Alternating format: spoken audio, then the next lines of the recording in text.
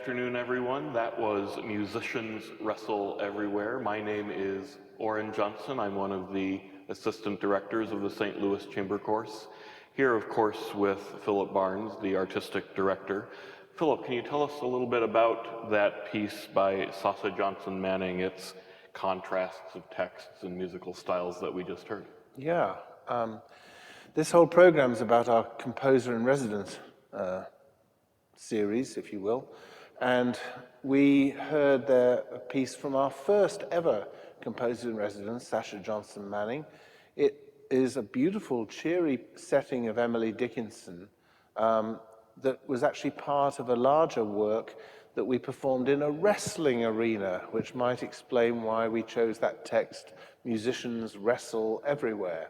And Sasha has this extraordinary ability to conjure up different moods, very different moods, depending on the occasion. That piece really stretched her, I think, a lot in the different emotions and the different subjects that came under the umbrella of wrestling. You'd be surprised, I think, how many wonderful texts there are out there on that theme. But over the course of quite a few years as our first composer in residence, Sasha got to know the sound of the choir. And each year she would write a new movement for a piece that would collectively be known as the Requiem for St. Louis. And that was actually how we sort of culminated her tenure with a movement called Lux Aeterna, eternal light grant to them, O Lord. And so I thought it would be wonderful now just to hear her Lux Aeterna, the culmination, as I say, of this wonderful piece, Requiem for St. Louis. So, Lux Aeterna, Sasha Johnson Manning.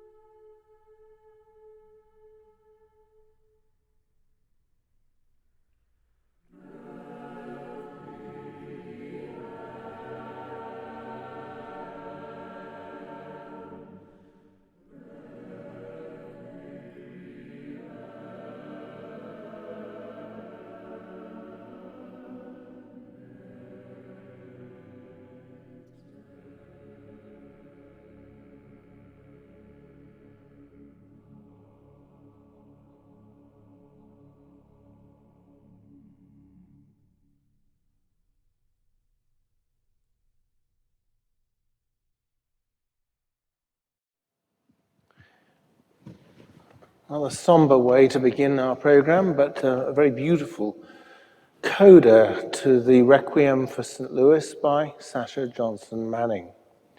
Now, after Sasha completed her formal association as our composer in residence, I'm delighted to say that she has, on occasion, continued to write for us. And so it's important to know that of all these composers, they begin a formal relationship with us, but it continues after the end of their term, as it were. Well, when she finished her official term, we thought this has been such a wonderful experiment that we'd like to continue. So we started to look for a new composer in residence, the second.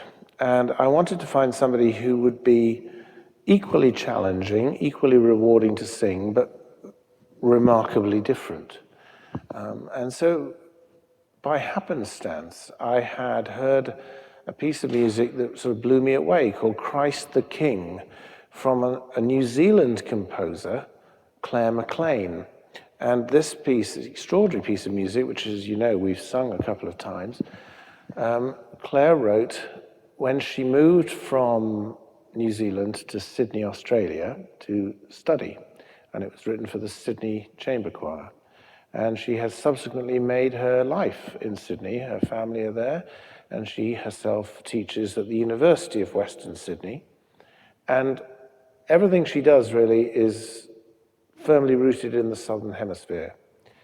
So I thought it'd be an amazing experience to see if we could persuade her to become our second composer in residence. And she is a singer, like Sasha Manning, so she really understands how to write for the voice. And so we invited her, and I'm so thrilled to say that she accepted. She thought it was a wonderful and unexpected opportunity. And so she's written several pieces for us. You've heard one or two of them at least on our programs so far, and we'll carry on listening to her music as we go through. But the piece I thought we'd start off with is quite a lengthy piece, a rather extraordinary piece. And if anybody should introduce it and explain how it's written, it's you, because, as I recall, you conducted the world premiere.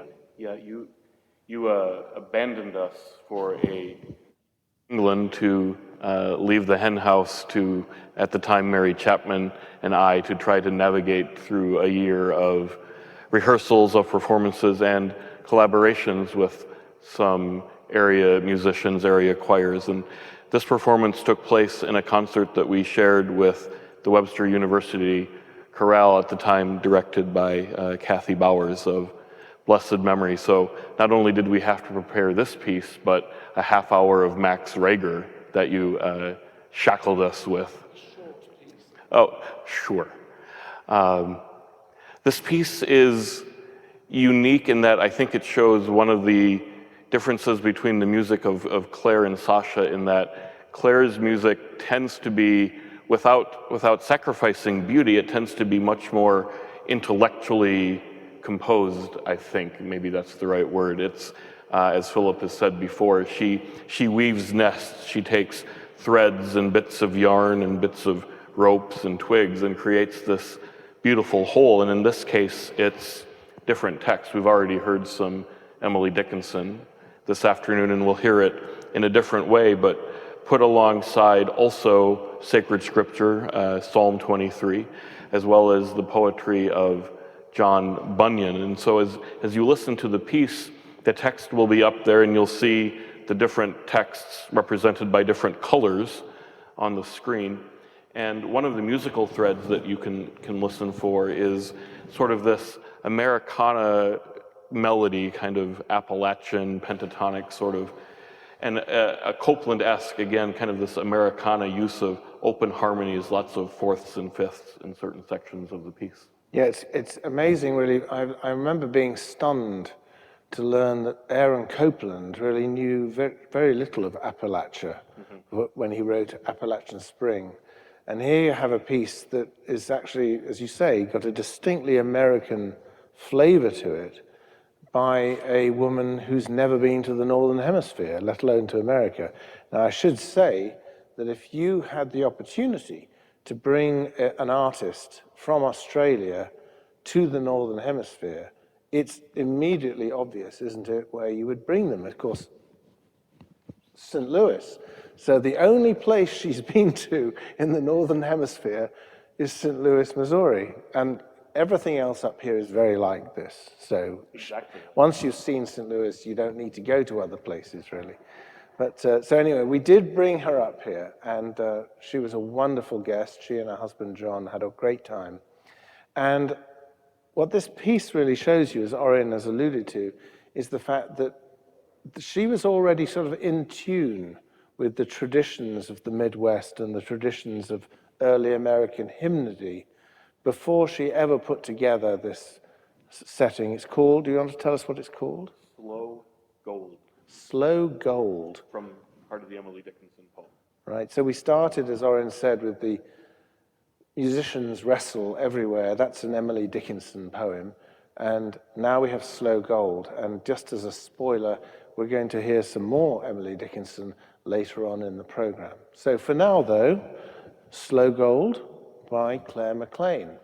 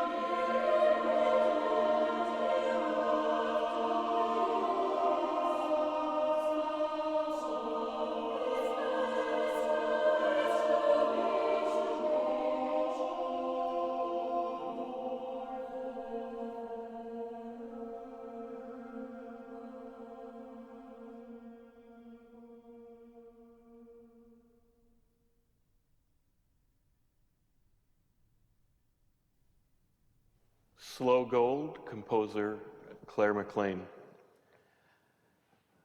A number of years ago, my wife Erin and I were just about to fall asleep in bed. I found out later she had waited for this particular moment when the lights were off to quiz me a little bit. And she said, "Orin," and I said yes. I'm getting, I think, you an anniversary present. Our anniversary is in about a month, but it's kind of more pricey than the gifts that we normally get one another, and it's nothing that you can take back if you don't like it. It's not going to be ready in time. And a few moments of silence kind of hung in the darkness of our bedroom. And then I asked her a question. Are you thinking of commissioning a piece for the chamber chorus for our 10th anniversary? And she was. So instead of it being a gift then that she was giving to me because the cat had gotten out of the bag, it became a gift that we were going to give each other and give the chorus and give all humanity, really. And that piece became something called That I Did Always Love. It's a pair of Emily Dickinson poems, again, paired back to back and set in the way that we know that only Clare Maclean can do. And I think I can speak for my wife, who I can't see very well, which is just as well for right now. I think I can speak for us both when I say that that sort of gift that we gave to each other speaks of the eternal nature of our love for one another.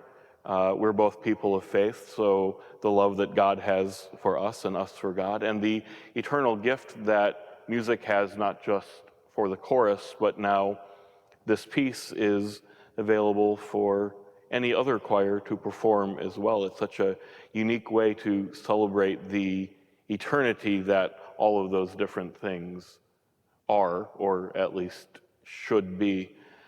I also want to take just a moment to thank Dan and his associates who put together the images, especially for this next piece that I Did Always Love, because I think particularly here they help point the listener and the viewer towards a particular interpretation of love, of eternity, that really helps clarify the intent of both the poet and the composer.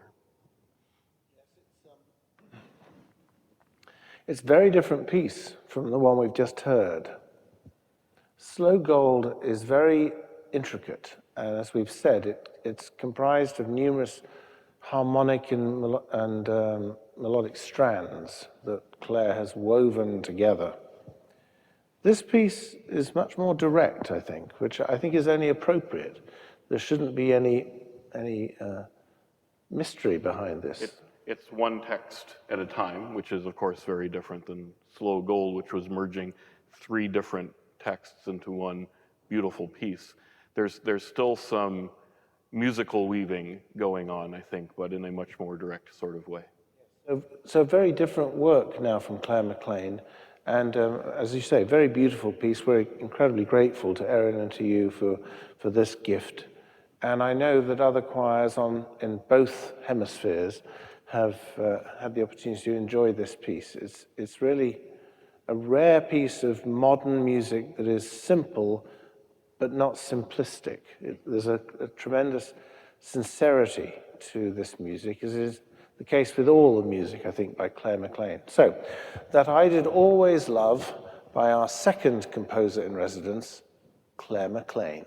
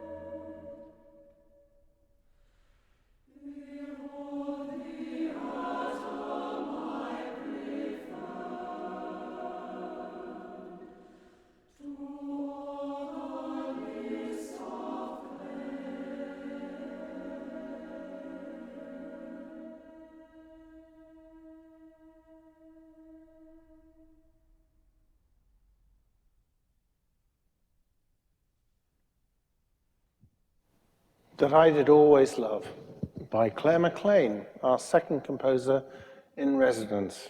Now, we'll move on from Clare's tenure to, again, very, very different composer, different part of the world, different education, different background. And it's my good friend Yakov Gubanov, who was born in Kiev, the Ukraine, and then educated in Moscow, and was actually just about the last private student of Dmitri Shostakovich. So he has an incredible pedigree. He has written choral music on and off through his career, but really a lot of that music has come in the last few years through his association with us and with another choir, this time in Italy. Yakov left the Soviet Union and came to the United States and worked on the East Coast teaching, and was for some years a very successful professor of composition at the Berklee School of Music. But eventually, being our composer in residence, he and his wife Enrica retired early from the United States and now live in Italy. So you can see it's quite a cosmopolitan life, really. And he has written some wonderful, wonderful music for us from a completely different standpoint and tradition than Clare Maclean or Sasha Johnson Manning. And that was, of course, the idea of the residency program. It was to allow composers from around the world to work with us, and it was to allow audiences here and musicians, singers here, to be exposed to and work with composers that they might otherwise never encounter. So, as those of you in the room will look at the program for this afternoon, and maybe those at home can see it as well, you will be surprised to learn that the very first composer in residence for the chamber chorus was Peter Tchaikovsky, working in the 19th century. Now, of course, we weren't here in the 19th century, but surely he would have been our composer in residence had he had the opportunity. You're looking skeptical, Orin. Well, he and Sasha do share a particular, I think, gift of creating very memorable melodies, so that much I can buy. So, why on earth are we going to listen now in a program devoted to our composers in residence? Why are we going to listen to some Tchaikovsky? Well, I will explain. All of you, I think, are familiar now with the saying, those of us who are familiar with working on the internet and working with Google, that you can go down a rabbit hole and you can start discovering things that you never intended to look up in the first place.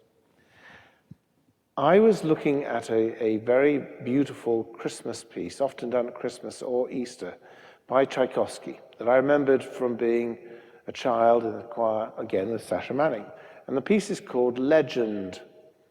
And it tells the story of really the taunting of the child Jesus by other children in the village. And it's a very powerful poem, actually, and it ends up with Christ not just seeing the roses in the garden, but wearing a crown of thorns. So I've always thought that was a very powerful image. It was actually a song that Tchaikovsky wrote for children originally. And I thought, well, let's just look at the history of that. And I found to my amazement that Tchaikovsky's libretto was not original. I have to have my crib sheet here, which is, by the way, one of our CDs, just in case you haven't got 10 copies. But because I can't remember all the names and all the dates, but his librettist was Alexei Nikolaevich Pleshkeyev, or Plesheyev. And he wrote this song in Russian in 1877, but it didn't start with him. A few years before that, he had seen a German poem by a man called Adolf Strottmann. And Adolf Strottmann had written this beautiful poem in German because a friend of his on the east coast of America, still with me? Yeah. Okay, who he had known when Strottmann himself lived in America. Strottmann went to America to seek his fame and fortune and didn't. So he said, enough with this America, I'm going back home. So he went back to Germany, but he still corresponded with people on the East Coast. And this person on the East Coast said, there's some beautiful contemporary American poems that are being written that I want to bring to your attention so that you can translate them into German so that German audiences can enjoy them as well. And so it turns out that in 1857, Richard Henry Stoddart, who was a critic and a poet in New York City, wrote a verse called Roses and Thorns.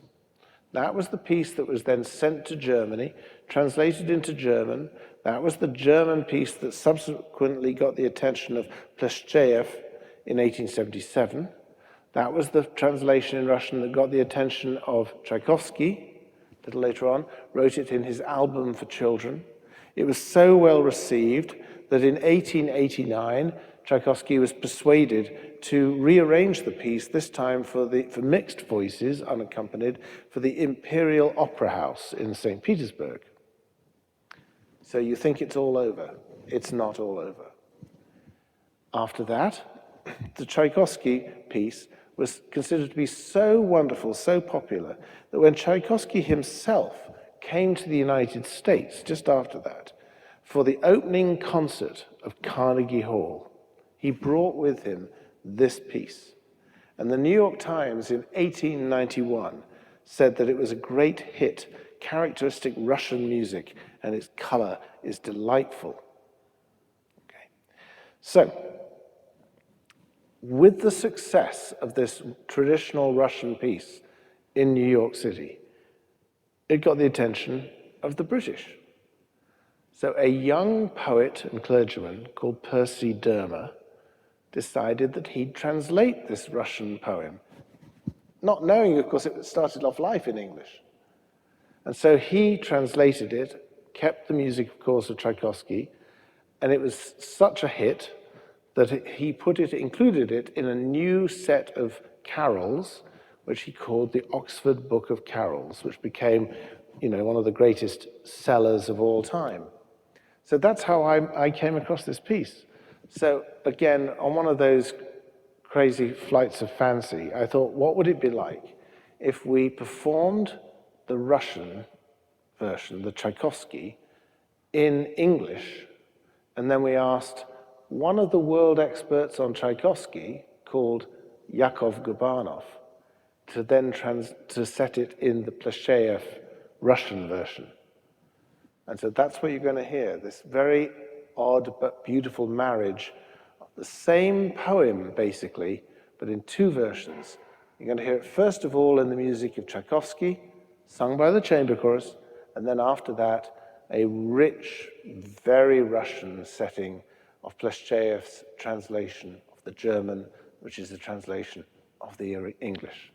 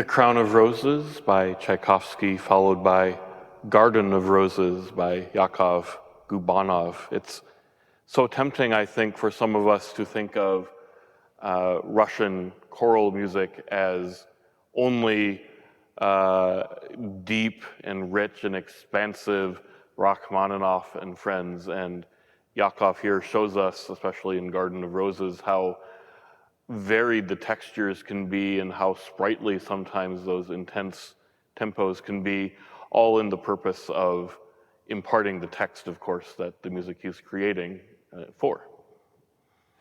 It's true that Yakov employs techniques that you wouldn't necessarily hear in typical Russian Orthodox music. He himself is Russian Orthodox, a man of faith, and his own faith journey is quite remarkable because, as I understand it, and he'll correct me if I'm wrong, but as I understand it, he grew up as a covert Christian. He hid his Christianity, and get ready for it, everybody, he hid his Christianity from his parents, not from the state. His parents, I think, were party members, and they certainly weren't hoping to have a Christian in their family. And he was really brought to Christianity by his grandmother. And if I recall, one of the stories was that when his grandmother would call, she would take him shopping. And that would mean that they would be going off to church somewhere where they could find a secret service going on. So with the fall of the Soviet Union, Yakov suddenly was freed to express his faith, and he chose to do it through us, through our prism, our music, through non-liturgical music. So he hasn't written an all-night vespers or vigil, like, as you said, Rachmaninoff. The next piece that he wrote for us is definitely got religious associations, very much so, but again is not liturgical. It's a remarkable piece of music. Just as a sidebar, one of the real benefits, one of the joys of working with these composers from around the world is not just the exposure to new music, but also to learn so much. You never know all the stories, all the facts behind different cultures. I had no idea that the Romanov family, royal family, were canonized, were made saints of the Russian Orthodox Church. It didn't happen very long ago, since the fall of the Soviet Union.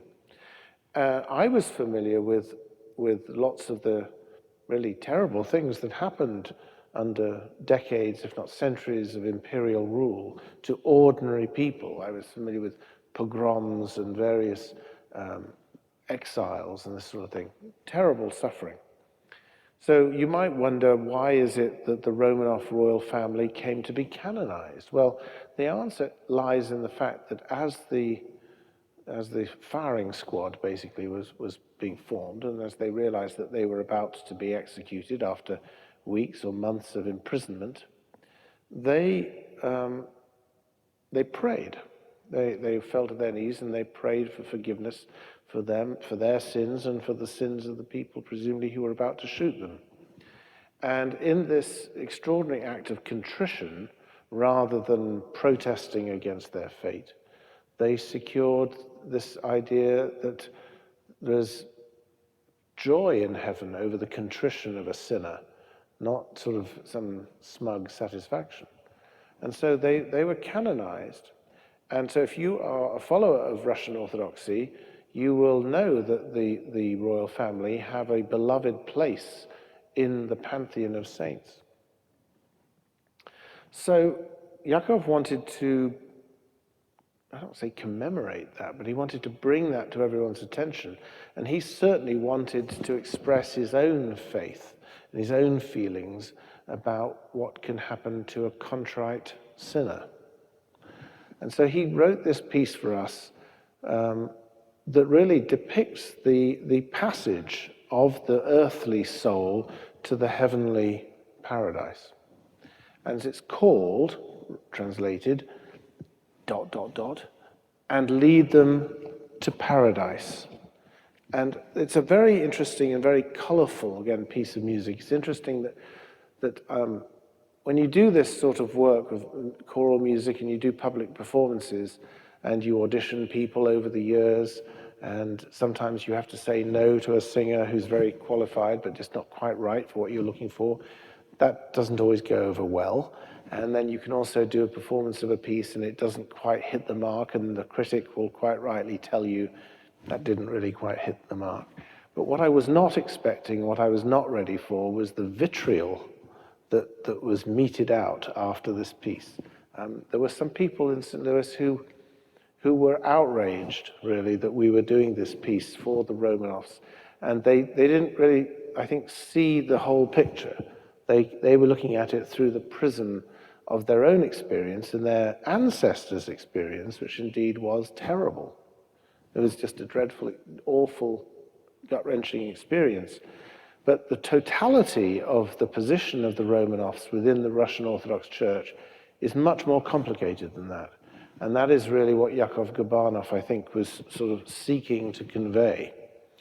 So it did bring in a certain amount of contentious correspondence from people, but on balance, although I don't like ever to upset anybody, I like us to all enjoy and appreciate this beautiful music. On balance, I think even that notwithstanding, it was definitely worth doing. And I do think that this really is quite a remarkable piece of music from a remarkable composer.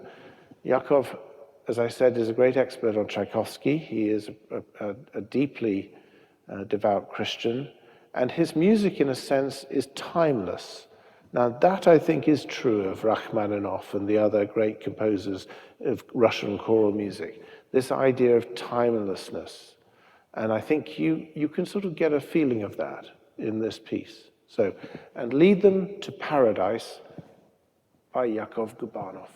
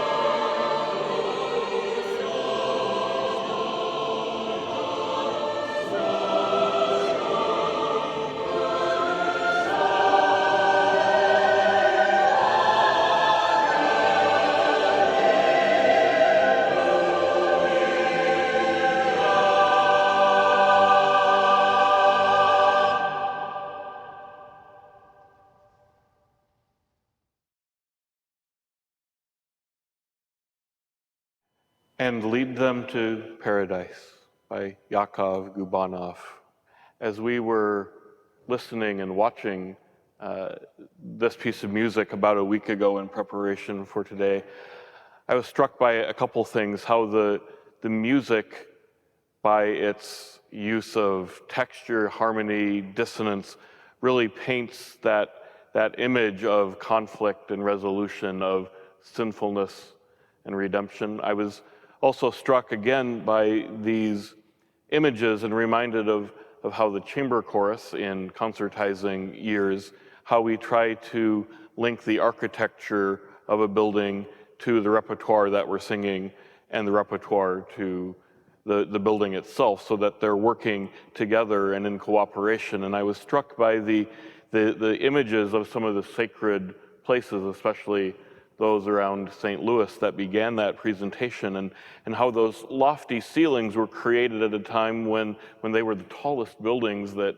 humans could create, and how they would draw their eyes up to the heavens as if in a profound moment of worship, just walking in the building, and lead them to paradise, the paradise that we don't know, the paradise that's up there. From Yakov Gubanov, we next move to the next composer in residence that the chamber chorus took on, following this custom of making one composer in residence as different as possible from the previous one. Philip's going to tell us a little bit about Melissa Dunphy. Yes, I don't think she will mind my giving you a brief biography of Melissa, just to make the point that Orin alludes to. How do you follow a Ukrainian who trained in Moscow, lived in the east coast of the United States, and now is resident in Italy? How do you follow that? Well, obviously, you go to Australia, but you find the child of Greek and Chinese immigrants who, having been brought up in Australia, then moves to Pennsylvania, gets married, and is now an American. So that is quickly Melissa Dunphy's journey, and it's a remarkable journey, and she is a remarkable artist in different ways, as a matter of fact. If you look into her career, it's really multifaceted. She's done everything from modeling to acting, very fine actor, to, I believe she's worked in the wine industry, which I think is a wonderful thing to do.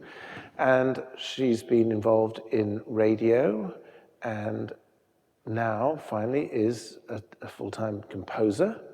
And she and her husband, Matt, are converting, I think, an 18th century theater in Philadelphia. And in doing so, they have excavated the theater and found artifacts, ceramic artifacts of national importance. So they now have a podcast detailing their extraordinary discoveries, and so now she's an archaeologist. It's titled The Bog House, if you're looking for that podcast. All of these artifacts that she is finding are in an 18th century privy. So it's not fun work, but she seems to enjoy it.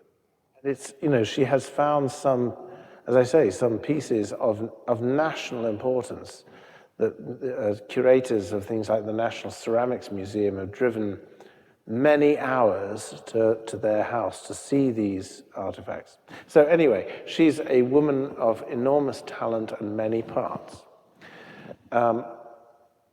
Quick story.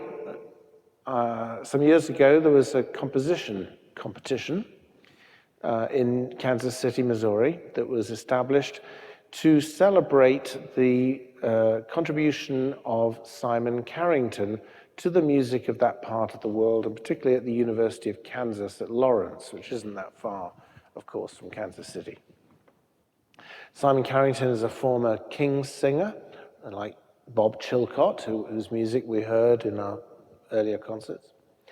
And Simon Carrington has been a really very important figure in the training of choirs and in introducing choral music to American audiences that they might not otherwise have learned or met. So this competition was put on to celebrate, not commemorate, because Simon Carrington is very much with us, but to celebrate his contribution. I saw the announcement of this, and I knew that the person who should enter this competition and definitely win it was, of course, Sasha Johnson Manning. And to help her win this competition, I was going to create an award-winning libretto for her. Okay, not that many murmurs of approval from the audience, but anyway. So I persuaded her to do this, and I translated some Sophocles, good pedigree here, and it was obviously going to win the competition. And so Sasha and I just waited for the letter to come through the letterbox saying congratulations for contributing this wonderful piece of music to the Simon Carrington Composition Festival. And so imagine my horror and disappointment, and actually disgust, when I found out that we didn't win. And so in a heartbeat, I realized that, of course, it must have been an inside job. Because Sasha's piece with my words could not possibly have come in second. Not possibly. Not unless it was fixed. And I mean, I'm ashamed to tell you, ladies and gentlemen, I really did think that. I was convinced of this. But so with a heavy heart, I thought, well, at least I might as well hear this nonsense, this tosh that has won the competition, probably by the granddaughter or godson of one of the judges, you know. So I listened to this thing, and it had the most ridiculous title. I mean, ours was called Ode to Love, lyrics by Sophocles. I mean, that's pretty fancy. This thing was called, you ready? What do you think I fought for at Omaha Beach? Now, since when was that a song title? You know? So I listened to this. It was on YouTube, and I thought, well, I'm going to put myself through this.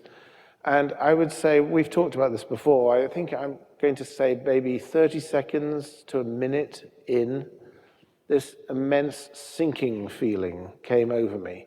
And by about 2 minutes in, I realized that the right person had won. And although our piece of music that Sasha and I created was a really great piece, I'm still proud of it, the right person won. And of course, Melissa Dunphy had no association with this competition. She just sent it in blindly. And this was an amazing, amazing setting of testimony given to a Senate hearing in the state of Maine about the Equal Marriage Act that they were debating. And if you'd like to know more about it, there are many versions of it on YouTube. And the Chamber Chorus gave its first commercial recording on compact disc. So you can hear from one of our discs, you can hear this piece of music. And it's a truly, truly amazing piece. And instead of it being a well-crafted libretto or something like that, it's actually just almost verbatim an interview that a researcher has with somebody coming out of a supermarket. And they say at some point, when they're asked what they think of equality, they say, well, what do you think I fought for at Omaha Beach?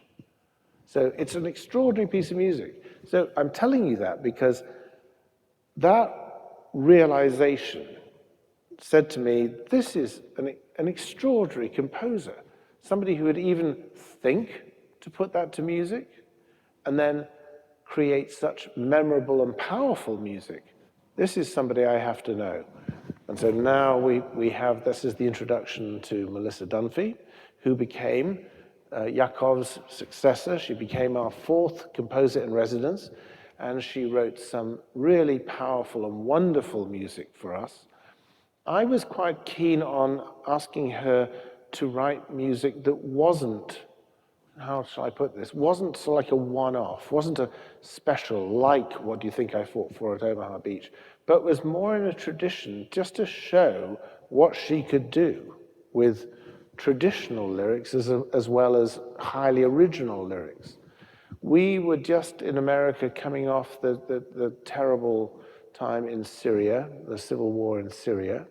And at the same time, I had decided that I wanted to perform a concert at a building of great architectural significance, modern architectural significance, in South St. Louis. You mentioned before how we like to marry music and architecture. This was such a case. So I wanted to perform a concert at the Church of the Resurrection. So I found this hymn to the resurrection by St. John of Damascus, capital Syria. And I thought, this is, the stars are aligning, it's all perfect. So I sent it to Melissa and I said, so please, can you create a version of this? And like so many of our commissions, I'd like it to be for double choir, because I like these pieces to almost be like a dialogue between two sides of the choir. So you've already got some sort of understanding and feel for the multiple layers of ability and originality that comprise Melissa Dunphy. So it won't surprise you to learn that she took one look at the translation I'd sent her by John Mason Neale of St. John's hymn and just thought, I don't know that I think this is the best translation. So she, of course, went back to the original Greek, as you do, and so crafted something, a libretto that was sort of a little closer to the original, was still retaining some of the original poetry of Neale's version. So this is now, we're going to hear The Day of Resurrection by Melissa Dunphy, performed in the Church of the Resurrection, and after the sort of rather grand and static music in some ways, not all of it, of Yakov Gubanov, I think this is a really interesting change, which is after all what we're about with this program of composers in residence. So, The Day of Resurrection, Melissa Dunphy.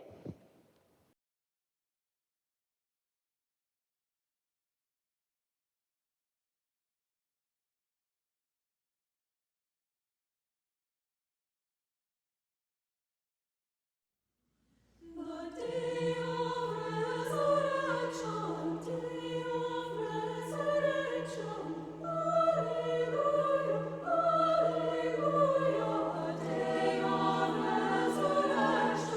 day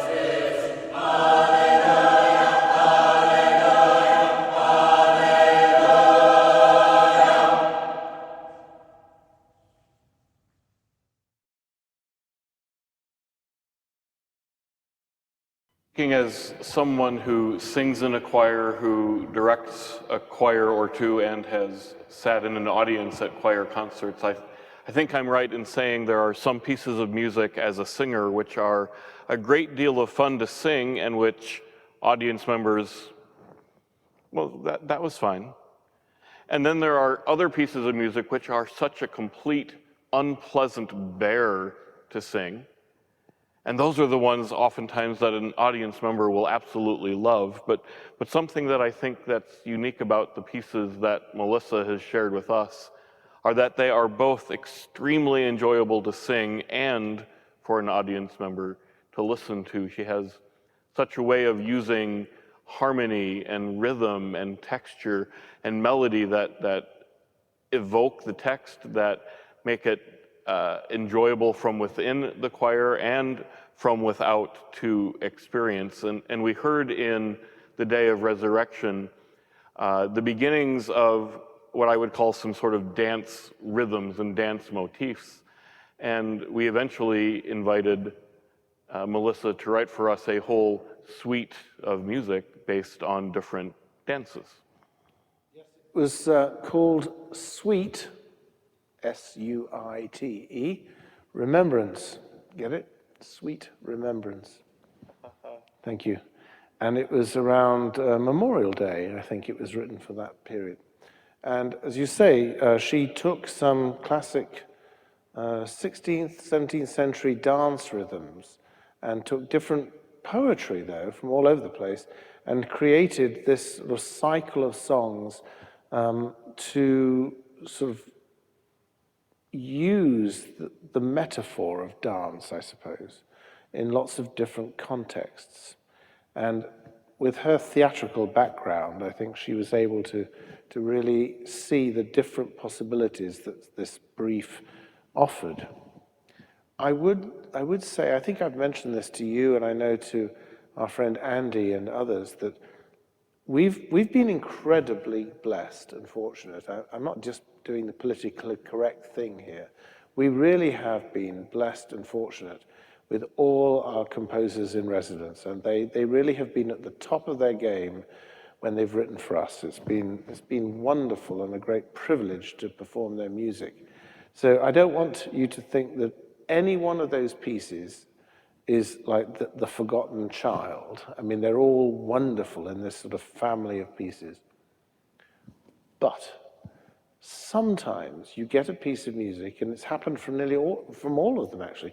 Sometimes you get a piece of music sent to you, and within the first few minutes of rehearsing it, with the first rehearsal, there's like that frisson in the room where everybody knows this is special. And what I think this is special means is this is going to outlive us. Now, you could say that all of these pieces should outlive us, and in a perfect world, they will. But just sometimes you get a piece of music and you think, there's just something about this. And of course, it's very difficult to analyze it and put it into words. That's the whole point of music.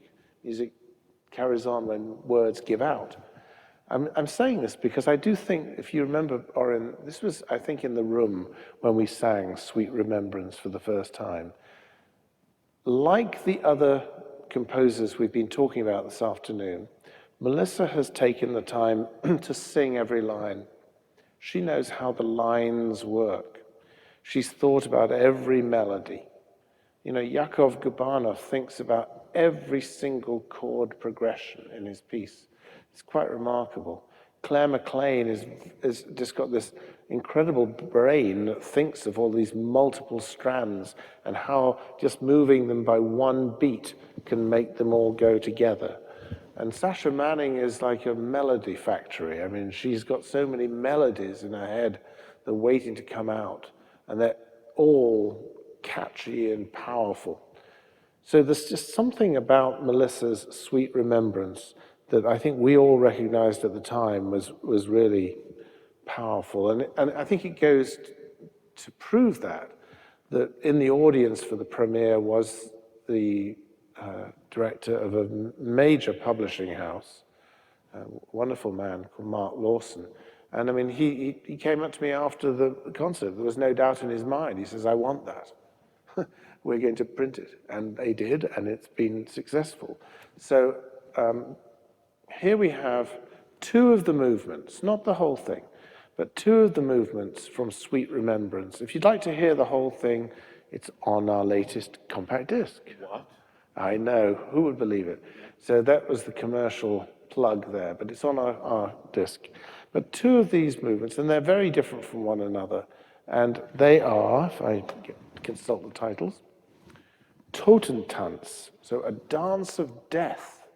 You might be amazed about that, the idea that you would dance around death, but I'm going to ask Orin to tell us a little something about that in a minute. And then if I can stop one heart from breaking. Tell us a bit about dances of death. You talked to me about that before.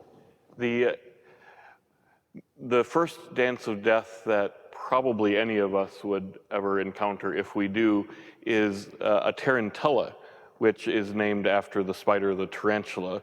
And the idea with the tarantella, it's meant to be a dance that is meant to move the poison, which the spider has put into your system. It's meant to move it out of your system faster so that you can survive it. But of course, what a tarantella actually does is move the poison through your system faster, and it makes you die sooner. And so it's this strange relationship of dancing, which in a lot of other poetry is used to be indicative of life. There's a Christian hymn, Lord of the Dance, and I'll lead you all in the dance, and that's a Christian hymn of Jesus and new life. But here, dancing is ending a life when it's meant to be trying to save it. So, two movements from the Sweet Remembrance by Melissa Dunphy.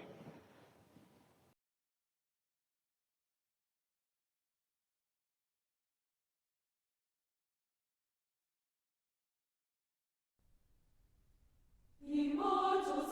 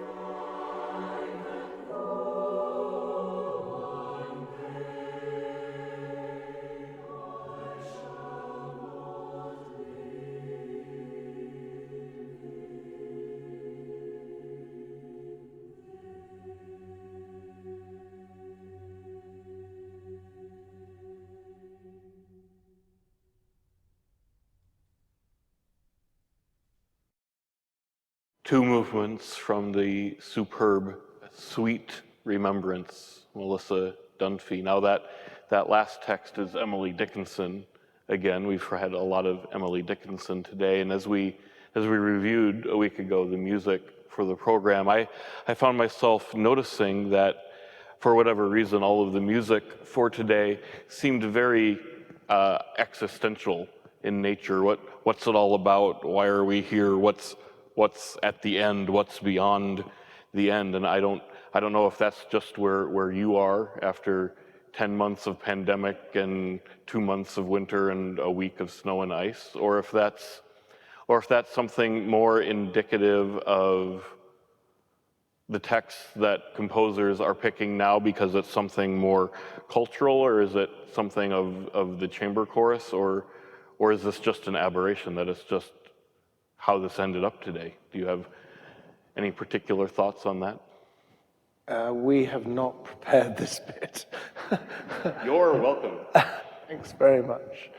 I have no idea. It's not an aberration, I think. I think that if you look at the totality of all these pieces of music written for us over nearly 3 decades, existential does come into it a great deal, because I think that singing, particularly unaccompanied singing, has an elemental nature to it. It lives on human breath, which, if we have it, we're alive, and if we don't, we're not.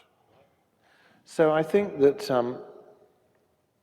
there is something definitely to what you say about this, and I think it's certainly something that I'm receptive to. I think audiences are receptive to it, and I think that what we've tried to do so much in these different residencies is to push the barriers away from what you might predict.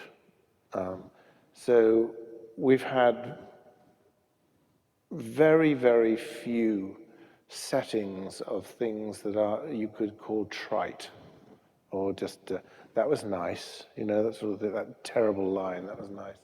So I think that once you do that, once you say, well, we're going to push the boundaries in terms of what we look at, and of course our programs are all constructed around very particular themes. I think that you can actually look at the whole picture and sort of see some existential nature to it. Actually, I don't think that's beyond credibility at all.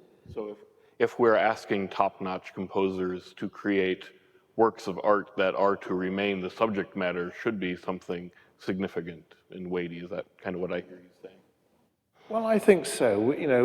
I think of all the pieces that you haven't heard that we've commissioned over the years that you can consult on our website. There's a whole page for commissions. And I'm thinking, for example, of that wonderful piece that we recorded by Sidney Guillaume called Le Dernier Voyage, The Last Voyage, with an incredible libretto by his own father, a Haitian poet. And again, it's about, where are we going to? So definitely, I think that it's something that is a common thread, certainly. I think you've hit upon that. And of course, now that's a brilliant segue to our last composer in residence for today, our current composer in residence, Morten Jansen.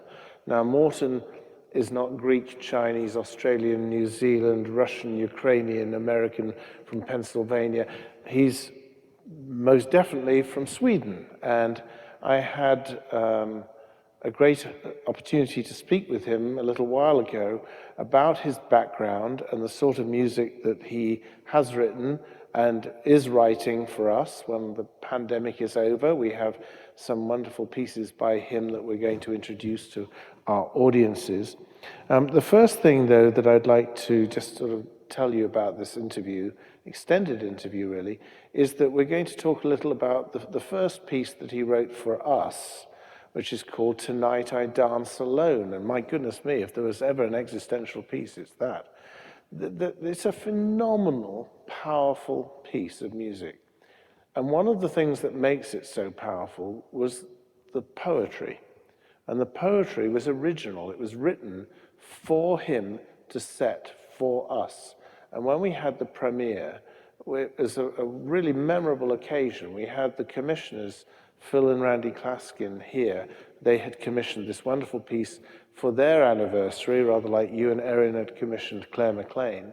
And lo and behold, this man from Sweden comes, and this poet, who's from Kansas now, came, Charles Anthony Silvestri, Tony Silvestri came, and we all met together and just were enfolded by this story. It's a very simple story, a very powerful story. So if you have any homework to do after watching this presentation, it is to go to the Chamber Chorus's YouTube channel and watch that performance. Because not only is it incredibly wonderful, it's 11 minutes long, which is why you're not going to hear all of it now, but we have the libretto on it, the text on it. The URL to the piece of music is actually listed on your program here too. It's this bit.ly link that you'll see. So no excuses, you have to go and hear it. But that's not the piece of music, that was written for us, but that's not the piece of music that introduced me to the music of Morten Jansen. That was a piece called The Choir Master's Burial, and there was another very unusual piece, contemporary Swedish poet, called Maria Fall. And those are the pieces of music that really got me interested in Morten Jansen as somebody who, again, would be very different from Melissa Dunphy, but still challenging and accessible to our singers and our audiences. So I think at this point I'll stop for a little while and let Morten take over. This is an interview that we recorded a little while ago, and he will tell you a little more about the genesis of these pieces of music. Right, well, hello, Morten. It's lovely to see you all the way in Sweden, and I hope that you and your family are keeping well. Would you maybe introduce yourself to our audience again, this time telling us a little about your background? Okay. Well, I live where I was born pretty much. I just moved like 20 kilometers away from my parents, and I never lived anywhere else really. It's in Uppsala, a town which is roughly 100 kilometers north of Stockholm, or 70 rather actually. I grew up on a farm, and then I moved into town when I was 18, and just after finishing high school, I thought like, okay, I think I should be a mathematician when I grow old, but maybe I take just 1 year off and study musicology. So I studied musicology at the university, and it was great fun actually. And I took another year, and then I was thinking like, okay, maybe this really is for me. So I applied to all the different programs at the Royal Academy that you could actually apply for, and I did so twice, and the second time I was accepted to the music teacher program in Dalcroze Rhythmics. And I learned a lot, but actually what I learned most from was from singing in the chamber choir at the school, and also like the vocal ensemble in the school. And after finishing that, I started teaching as a high school teacher, and I've been doing that ever since. And my composing, actually, that it's been always been there. I've been one of those guys who always had some sort of tune going on in my head, and not just the tunes I heard on the radio. I made up tunes. I can really remember that from being quite young. I didn't start composing until I was like 16, and then I got more and more. I always thought that this is what I want to do. But it's just until fairly recently things have been working better and better. So I think I've earned some recognition like the latest 6 years or something. Now, tell me something. You say that from 16 you were writing pieces of music down and that sort of thing. Do you think you're influenced by your experience singing in those choirs? Yes, my influence from choirs were actually a little bit later, because I didn't really start singing properly until I was like in my 18 or 19 or even 20 actually.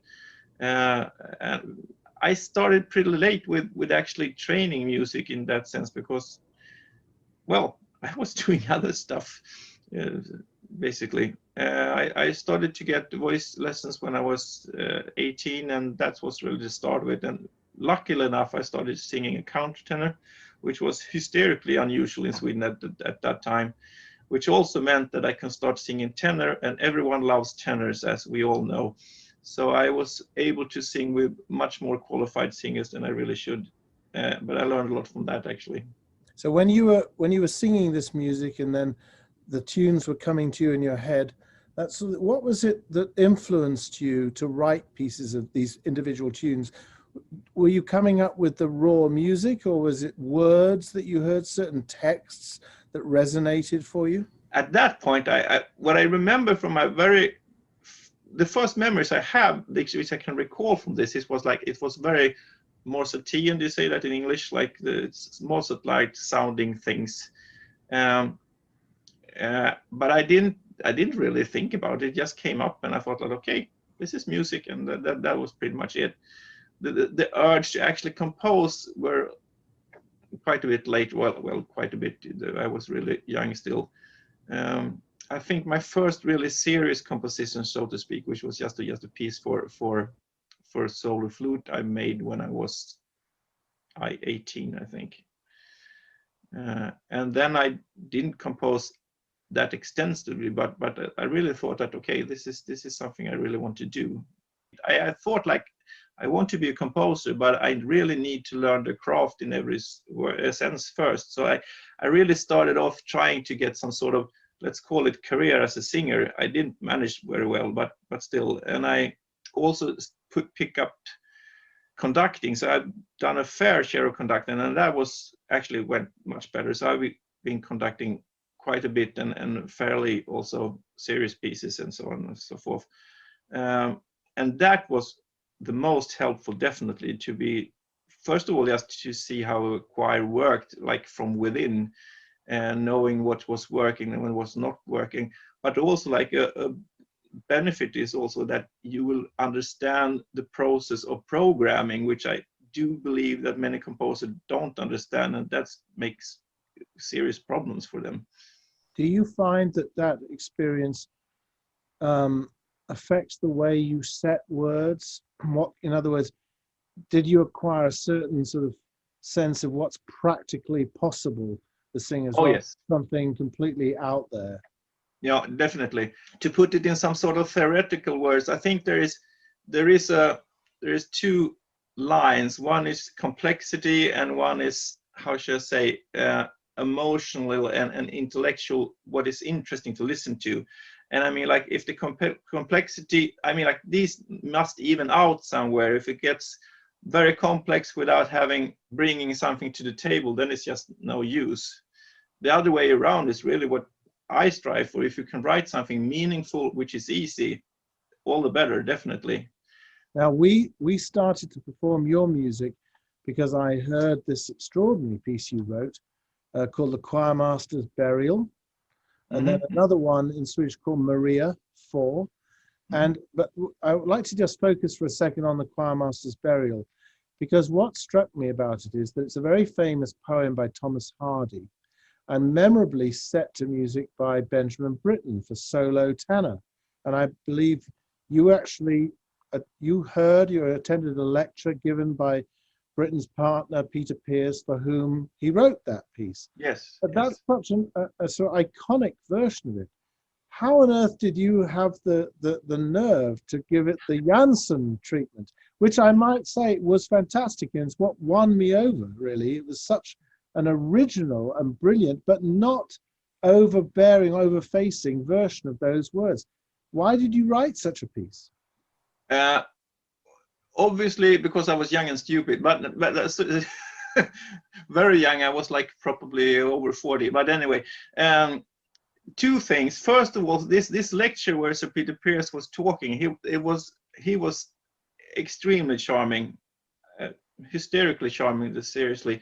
But it's quite simple. I really enjoyed the text because it's a very clear narrative in it.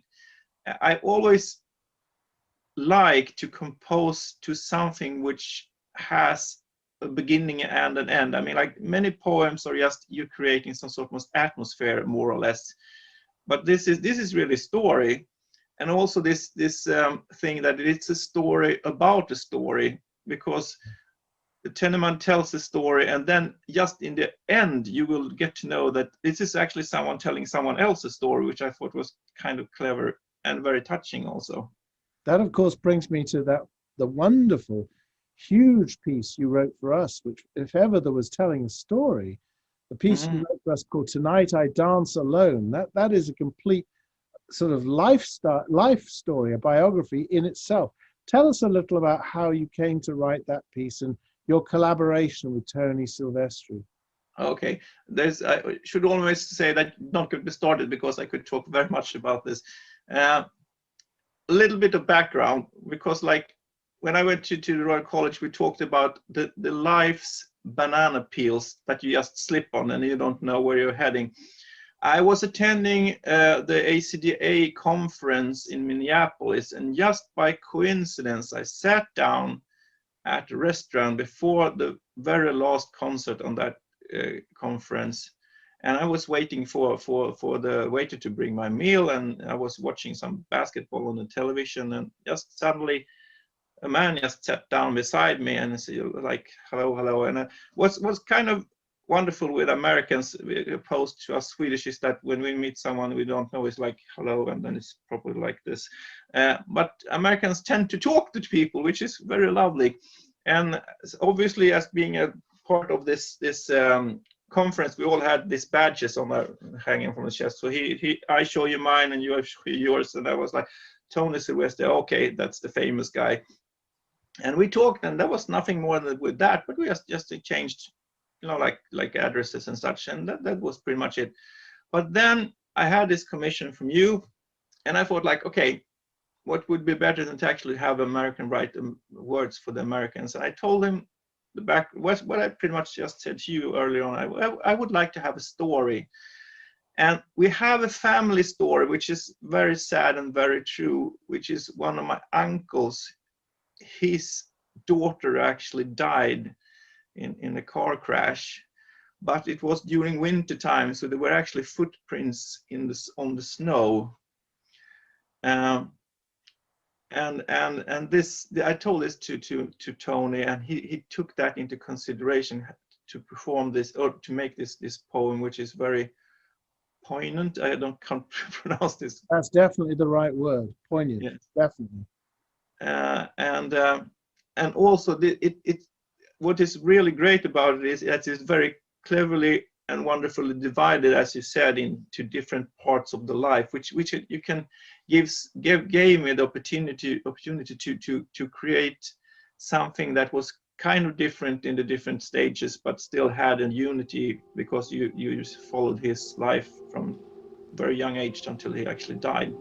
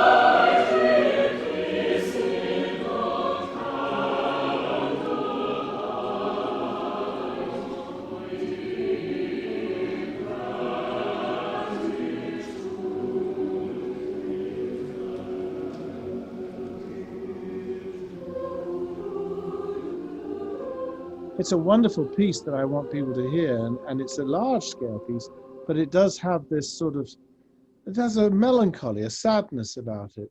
Another piece you wrote for us, again with Tony, is a lot more sort of upbeat, isn't it? And it's the piece called Hope. Tell us a little about that work. That's very, very different.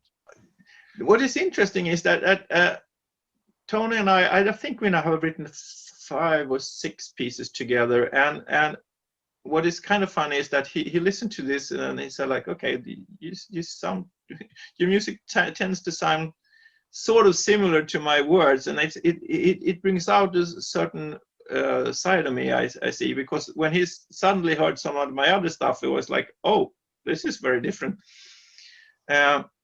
This is really more tailor-made for you in that sense, because the first piece I wrote for a choir which I had no idea who you really were. I was obviously listening to YouTube clips and so on and so forth, but you never really know until you have tried it out yourself. So this time I had some reference, which was really good. But also it's pretty much the same thing. It is also a man, presumably, who talks about his hope to meet his spouse or partner again. And I find the words very inspiring and also very beautiful. He evokes some sort of emotions in me which are really easy to put into music, actually.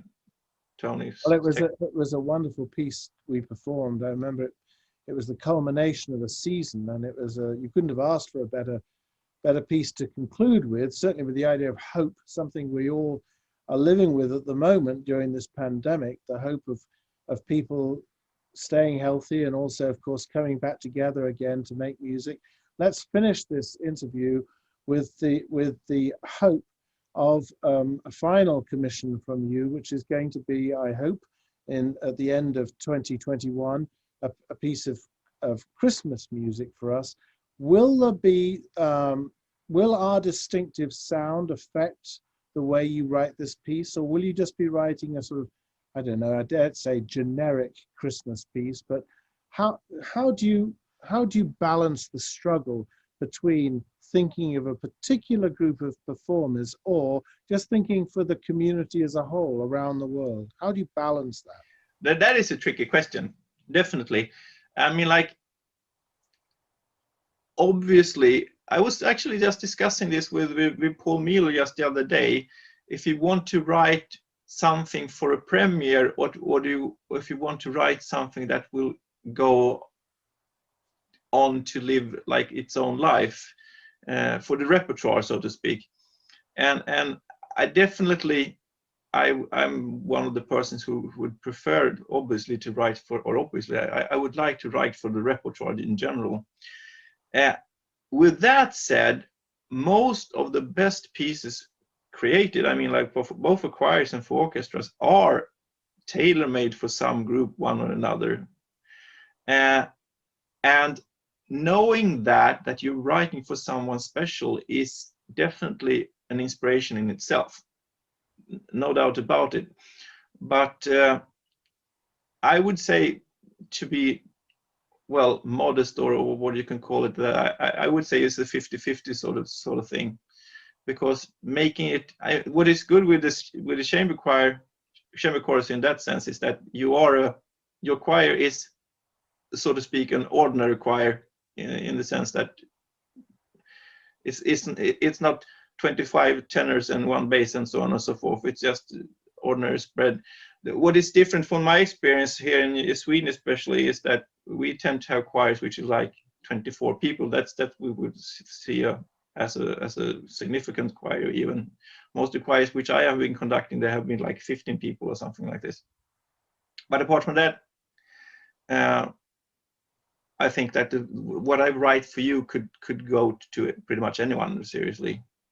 So it's not that much of a problem. Well, we look forward to it enormously. And of course, we certainly look forward to the time when we can invite you back to St. Louis and maybe see the city at Christmas time rather than the heat of the summer when you were here once before.